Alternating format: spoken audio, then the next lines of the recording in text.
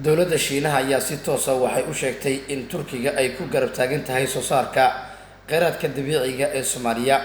Saraakiil sare ka tirsan dowladda Shiinaha ayaa si toos ah waxay u sheegeen in xilligan la joogo ay wadaan dhaqdhaqaaqyo guud oo la xiriira qaabka ugu fudud ee loo soo saari karo shidaalka iyo kheyraadka kale ee dabiiciga ee Soomaaliya. xubin sare ka tirsan waaxda arrimaha dibadda iyo barwaaqo soronka waddanka Shiinaha ayaa waxa uu sheegay in xilligan la joogo ay socdaan dhaqdhaqaaqyo guud iyadoona wareysi uu bixiyay madaxweynaha Soomaaliya Xasan Sheekh Maxamuud uu uga hadlay xiriirka ka dhexeeya Soomaaliya iyo Shiinaha oo 65 sano jiro, taasoo ka dhigan in saraakiisha mas'uuliyiinta Muqdisho iyo Beijing ay xilligan xoogga saarayaan. madaxweynaha dalka Turkiga Rajab Tayyip Erdogan ayaa dhawaan sheegay in war farxad leh oo ka imaanaya dhanka Soomaaliya oo muujinayo sida Turkiga ugu diyaarsan yahay soo saarka kheyraadka dabiiciga ee ku jira dhanka iyo Soomaaliya. Erdogan ayaa sheegay in 2026 ay u noqon doonto abshir wanaagsan Soomaaliya marka la eego qaabka wax loo wado, taasoo ka dhigaysa in xukuumadda Ankara ay dhigeeda Muqdisho xoogga saarayso sida loo bilaabi karo dhaqdhaqaaqyada guud ee arrintaasi la xiriira. ila wareedyo kala duwan ayaa warbaahinta Faransi waxay u sheegeen in maalmihii u dambeeyay ay socdeen dhaqdhaqaaqyo guud iyadoona mas'uuliyiinta dhanka Turkiga iyo Shiinaha ay wadaan abaabul xooggan oo arrimahan ay ku garab istaagayaan marka la eego dhanka Soomaaliya.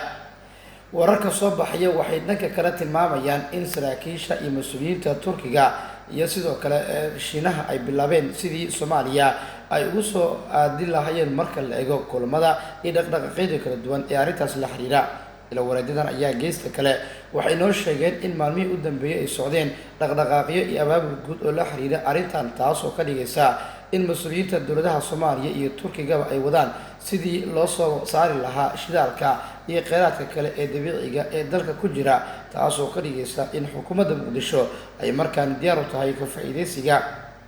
kheyraadka iyo dabiiciga kheyraadka iyo waxyaabaha kale ee macdanta dabiiciga ee Soomaaliya ku jira.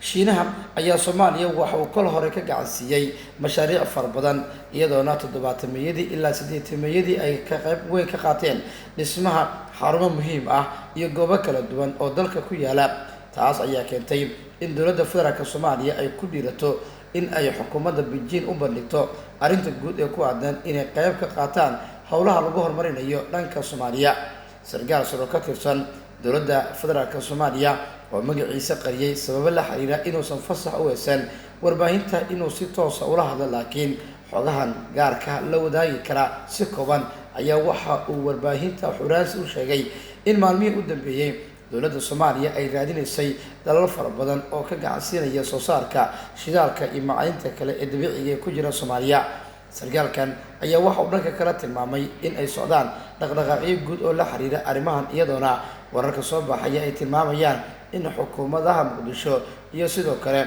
Beijing iyo Ankara ay wadaan dhaqdhaqaaqyo guud oo la xiriira in la soo saaro shidaalka iyo kheyraadka kale ee dabiiciga ee ku jira dhanka Soomaaliya. wararka ayaa intaa ku sii daraya in maalmihii u dambeeyay socdeen kulamo kala duwan oo arrimaha lagu arinsanayo tiyo jirto, ayaa haddana saraakiisha iyo mas'uuliyiinta labada dowladood waxay tilmaameen inay wadaan dhaqdhaqaaqyo guud oo la xiriira dhanka howlgallada socda iyadoona dowladaha Turkiga iyo Shiinaha ay yihiin dowlado inta badan marka la eego ka faa'iideysiga tamarta iyo kheyraadka kale ee dabiiciga ee ku jira dhanka badda bariga iyo sidoo kale meelaha kala duwan ay soo saari karaan, maadaama dalalkooda hore ugu guuleysteen tijaabooyin iyo baaritaano kala duwan oo ay kol hore ay sameeyeen.